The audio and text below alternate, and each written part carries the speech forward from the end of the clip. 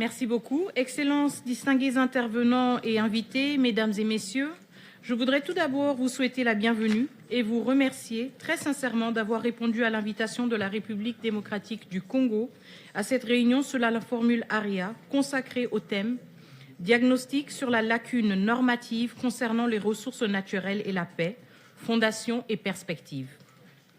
La mobilisation de vos délégations témoigne de l'intérêt que la communauté internationale porte à une question dont l'importance pour la paix, la sécurité et le développement durable ne cesse de croître.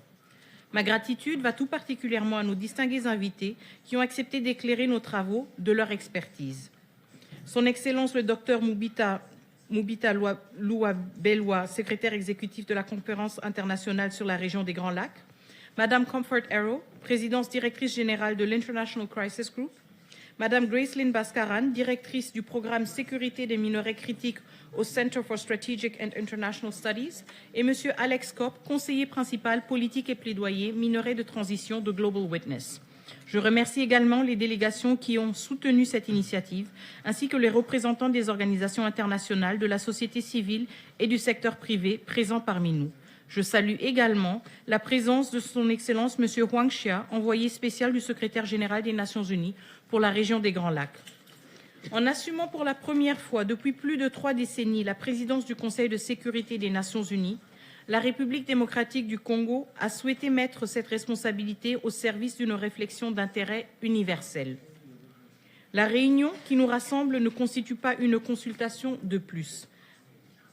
Elle marque l'ouverture d'une réflexion que mon pays souhaite inscrire dans la durée autour d'un défi majeur de notre époque. Faire de la gouvernance des ressources naturelles non plus seulement un sujet de gestion de conflits, mais un instrument de leur prévention au service de la paix, de la sécurité et de la prospérité. Excellences, les ressources naturelles occupent une place centrale dans les grands équilibres économiques et géopolitiques. Elles sont indispensables à la transition énergétique, à l'innovation technologique, au développement industriel et à la résilience des chaînes d'approvisionnement mondiales. Pour de nombreux pays, elles représentent une formidable opportunité de croissance et de transformation économique. Mais nous savons aussi que les contextes de fragilité ou de conflit, ces mêmes ressources peuvent alimenter des économies de guerre. Et l'enjeu ne se limite pas au financement direct de groupes armés par la vente de minerais. Il s'agit d'une économie politique plus large, dans laquelle le contrôle des sites d'extraction, des corridors commerciaux, des systèmes de taxation et des flux financiers permet de soutenir la violence, de consolider une emprise territoriale et parfois de substituer une autorité parallèle à celle de l'État. C'est ce mécanisme qui fait de cette question un problème récurrent de paix et de sécurité, observé dans plusieurs situations inscrites à l'agenda du Conseil, autour de ressources aussi différentes que les minerais, les diamants, l'or, le bois, le pétrole ou le charbon de bois.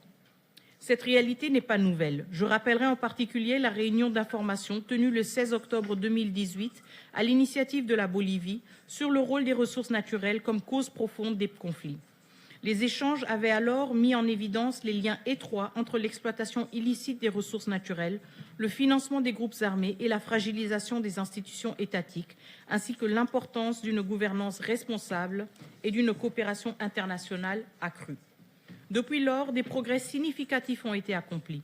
Le Conseil de sécurité a développé des outils, régimes de sanctions, groupes d'experts, mesures ciblées, tandis que la communauté internationale se dotait d'instruments complémentaires, le processus de Kimberley, les lignes directrices de l'OCDE sur le devoir de diligence, les mécanismes de traçabilité et diverses réglementations nationales et régionales.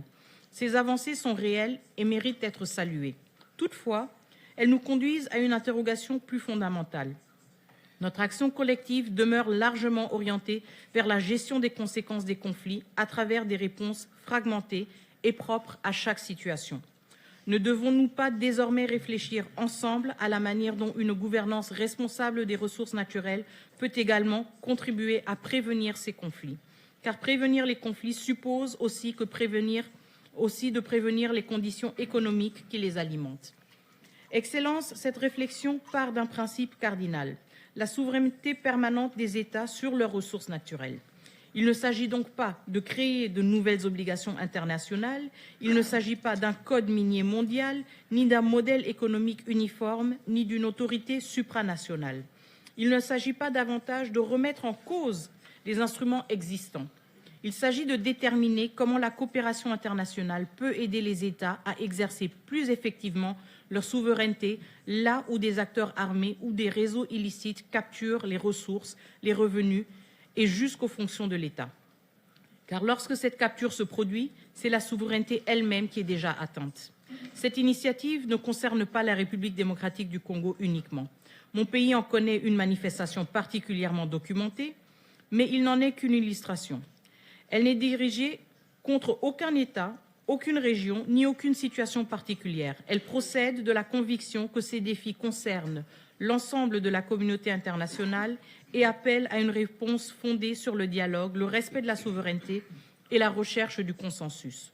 Le Conseil a d'ailleurs déjà emprunté pareille démarche. Face à des phénomènes qui, sans relever exclusivement de son champ traditionnel, présentaient un lien établi et récurrent avec les conflits, il a su créer un langage commun et améliorer l'analyse et le suivi sans se substituer aux politiques nationales concernées. Les agendas femmes, paix et sécurité et jeunesse et paix et sécurité, comme la résolution 2417 sur les conflits et la faim, en témoignent. Il ne s'agit pas d'assimiler les ressources naturelles à ces sujets, mais de retenir la méthode pragmatique, progressive et consensuelle.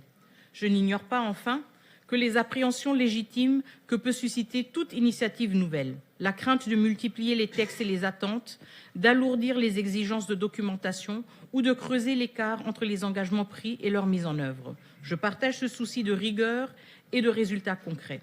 Mais aucune de ces réserves ne saurait justifier de laisser cette question sans réponse.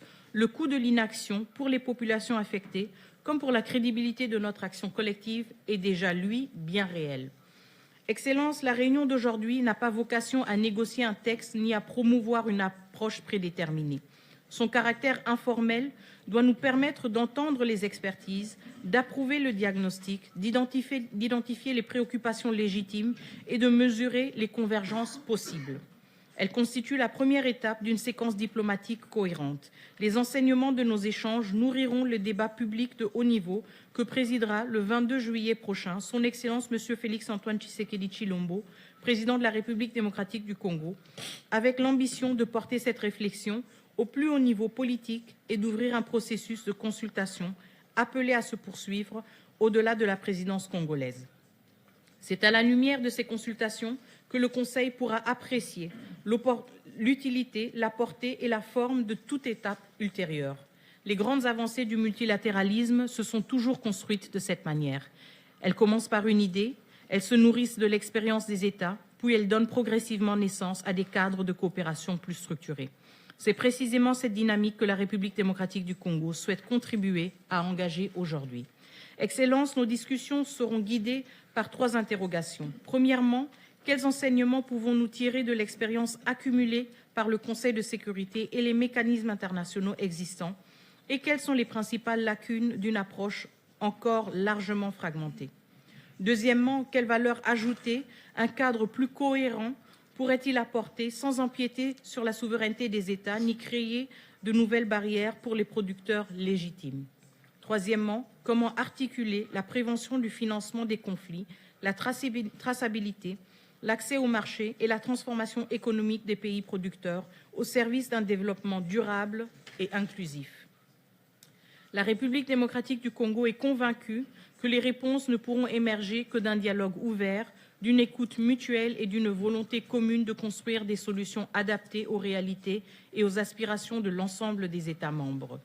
Nous ne vous invitons pas simplement à participer à une discussion, nous vous invitons à contribuer à une réflexion qui pourrait, à terme, enrichir l'action du Conseil de sécurité au service de la paix, de la sécurité et de la prospérité.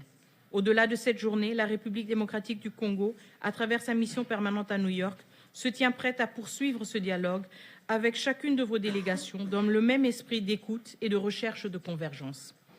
Je forme le vœu que les échanges de ce jour constituent la première étape d'un processus ambitieux, inclusif et fédérateur au bénéfice de l'ensemble de la communauté internationale. C'est avec cette conviction que je déclare ouverte la réunion, selon la formule ARIA, du Conseil de sécurité consacré au thème « Diagnostic sur la lacune normative concernant les ressources naturelles et la paix, fondation et perspectives ». Je vous remercie de votre aimable attention.